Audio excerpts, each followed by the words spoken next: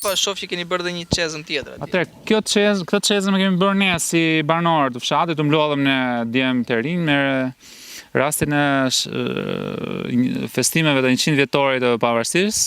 Ne dëshëm të lëmë një shenjë me atë rast dhe ndërtuam. Ajo është çesma që e keni bërë ju si çunat e fshatit, le të themi, për çunat e fshatit, shkuam në përrejnë e fshatit, mblodhëm gjithë këto gurët. Këtë gurin e kuq unë desha që e kemi dhënë vetë. Ky është guri i Korçës, normalisht, i rajoneve të Korçës, guri i kuq i Korçës, e morëm e gdhëndëm dhe dikun, po. Kjo është emërtimi çezma e Lubinjës dhe kemi shënuar vitin 2012. Jo, më bën përshtypje pse pikërisht keni shkuar dhe keni marrë gur Korçe.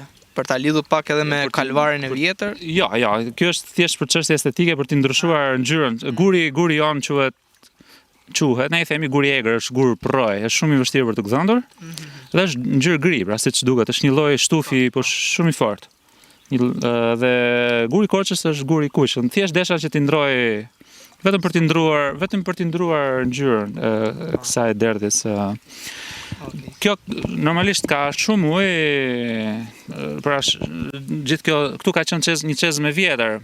Ky ujë është rrjedhje e lirë apo vjen me ndonjë diçka tjetër? Nga vjen ky? Ky është rrjedhje e lirë, vjen nga mali nëpërmjet tubacioneve.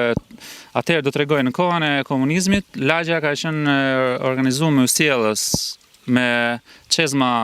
Dhe njerëzit nuk kishin ujë në shtëpi. Atje më tani ishte pusi që ndalonin këto karvanet. Ky ka qenë pusi qendror i fshatit. Çfarë viti bëhet fjala për çfarë periudhës mesetare 250 vjet më herët edhe në vazhdim, pra deri mbrapa pasaj keni bërë ka qenë një çezëm tjetër. Në fillimin e rindërtimit ose e rindërtimit të fshatit mbas luftës dytë botërore.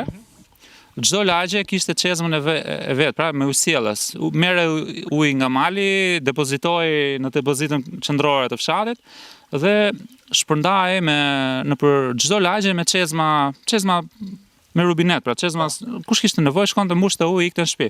Një prej atyre çezmave ka qenë këtu. Po u prish me kalimin e kohës, ishin me struktura betoni dhe në atë vend ne në vitin 2012 ndërtuam këtë çezëm. Dhe kjo për një farë kohë sa kishte shumë njerëz shërbente për të mbushur ujë. Ky është uji që vjen pra nga tubacionet dhe është i graduar, sepse ky është uji që ikën kot sot, bie dhe ikën dhe për këtë arsye ky djali që është tekniku i ujësiellësit. Ktu e ka mbyllur që të mos ketë shumë ujë, që të mos ketë argjim, si thua.